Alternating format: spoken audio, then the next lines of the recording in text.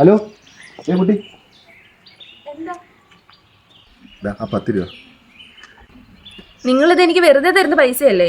എൻ്റെ പൈസ എന്തായാലും കാണാതെ പോയി. ഈ വെറുതെ തരുന്ന പൈസ എനിക്ക് ആവശ്യമില്ല. ഏയ് അങ്ങനെയൊന്നും കരുതണ്ട.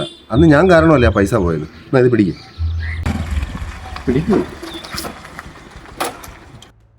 അല്ലല്ലല്ലേ എടി കൊച്ച, നിന്നെ പഠിക്കാൻ വിടുന്നതാണോ അതോ കണ്ടവന്മാരോട് കറങ്ങാൻ വിടുന്നതാണോ?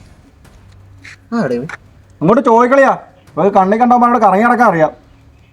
അപ്പൊ തന്തക്കേ പോലെ എനിക്ക് കെട്ടിച്ചേരാണോ പറ്റാത്തത്?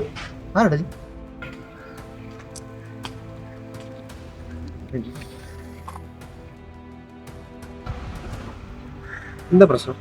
നിങ്ങളൊക്കെ ആരാ? അത് പറയാൻ നീ ആരാടാ? വേണ്ട വേണ്ട വേണ്ട, ഇറങ്ങ. ഏതെങ്കിലും കാശുകാരെ വളച്ചെടുക്കാനേ ഇവിടെ അച്ഛൻ വിട്ടേക്കുമായിരിക്കും. തന്നോട് പറഞ്ഞേരെ എന്റെ പഠിച്ച പൈസ കയറാൻ. വേറെ വല്ലവരെ കെട്ടി ജയിക്കാൻ നിനക്കുള്ള വിചാരം ഉണ്ടല്ലേ? നടക്കത്തില്ല. ആ പുതിയ മാറ്റി വെച്ചാലേ വേറെയാ.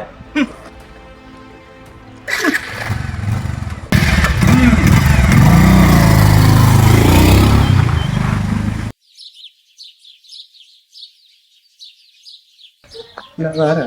എന്താ പ്രശ്നം? അതെന്റെ മാമനാ. കൂടെ ഉള്ളത് മാമന്റെ അളിയനാ. അല്ല, അവരെന്തിനാ തന്നോട് ഇങ്ങനെയൊക്കെ സംസാരിച്ച?